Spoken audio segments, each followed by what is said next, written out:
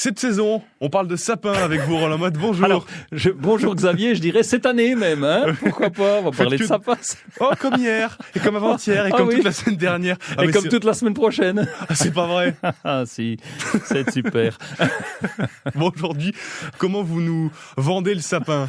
J'ai du mal, j'ai de plus en plus de mal. Ah oui, mais là, il faut le planter.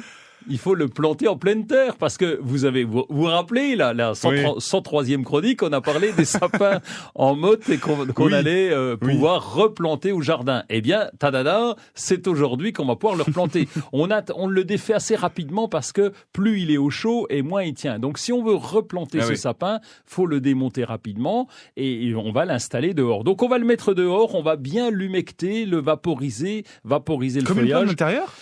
Oui, mais à l'extérieur pour bien le nettoyer. Ensuite, on va faire un trou assez conséquent parce qu'on fait un trou à peu près 3 fois le volume de la motte ou du contenant, du pot qui est là. Donc on y va franchement, on n'hésite pas, quoi. Oui, parce que faut que la terre soit améliorée un petit peu si on a une terre un peu lourde. Et donc on va le planter. Alors quand on le plante, faites gaffe quand même parce que si vous le plantez juste à côté d'un pommier et juste à côté de la barrière du voisin, cet arbre qui aujourd'hui fait 1 mètre ou 1,50 m, il va faire plusieurs mètres de haut. 30 mètres, quoi. Dans quelques années, et ça va assez vite.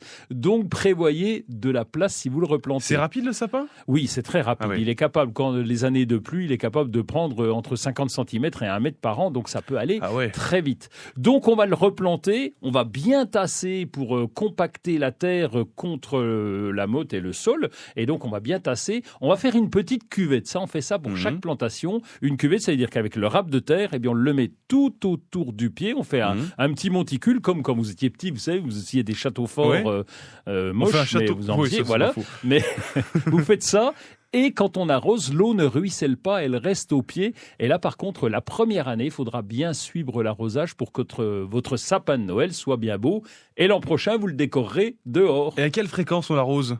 Alors, d'abord à la plantation, beaucoup. Quand il pleut, on laisse. Et c'est surtout pendant l'été où là, faudra vraiment bien arroser.